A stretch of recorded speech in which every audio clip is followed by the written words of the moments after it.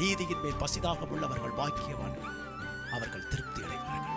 முதலாவது தேவனுடைய ராஜ்யத்தையும் அவருடைய நீதியும் தேடுங்கள், அப்பொழுது இவைகள் எல்லாம் உங்களுக்கு கூட கொடுக்கப்படும். நீ நீதியாய் வாழ்வாயானால், நீ தேவனுடைய வார்த்தைக்கு பயந்து, சத்தியத்திற்கு பயந்து, ஆண்டவர் சொல்கிறார், என் நாடுகள் என் சத்தத்திற்கு செவி கொடுக்கும் என்று சொல்கிறார். அவருடைய சத்தம் என்ன சத்தம்?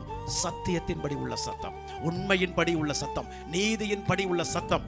சத்தியவான் எவனும் என் சத்தத்திற்கு செவி கொடுக்கிறான் என்று இன்னொரு இடத்திலே சொல்லுகிறார். அல்லேலூயா. நமக்கு தெரிகிறது, இன்றைக்கு தேவன் எப்படியோ பிரேக் இல்லாத வண்டியா கிடந்தோம், ஸ்டேரிங் இல்லாத வண்டியா கிடந்தோம். இன்றைக்கு தேவன் நம்மளை ஒரு உருப்படியான தேவனுடைய பிள்ளையா மாற்றி இருக்கிறார். என்ன ஆண்டவர் அவர் பிள்ளையா தெரிஞ்சுக்கிட்டதுக்கு ஒரு நோக்கம் உண்டு. இனி வாழ்றது எனக்காக அல்ல, என் சுய புத்திக்காக அல்ல, என் குடும்பத்துக்காக அல்ல, என் தேவனுக்காக. நான் இப்படி வாழ்ந்தேன்னா தேவன் என்ன செய்வா தெரியுமா? உனக்கானதை கூட கொடுப்பா.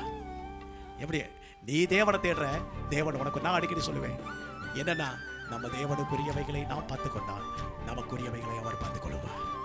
சொல்லுங்க எல்லாரும். இது ஒரு ஃபார்முலா மாதிரி, மேக்ஸ்ல இருந்து அல்ஜிப்ராவுக்கு இந்த ஃபார்முலா தான். அதே மாதிரி நம்ம தேவ பிள்ளைகள் நமக்கு ஒரு ஃபார்முலா இருக்கு. நாம் தேவனுக்கு உரியவைகளை பார்த்து கொண்டால், சொல்லுங்க, நான் தேவனுக்கு உரியவைகளை பார்த்து கொண்டால் தேவன் எனக்கு உரியவைகளை அவர் பார்த்துக் கொள்ளுவார்.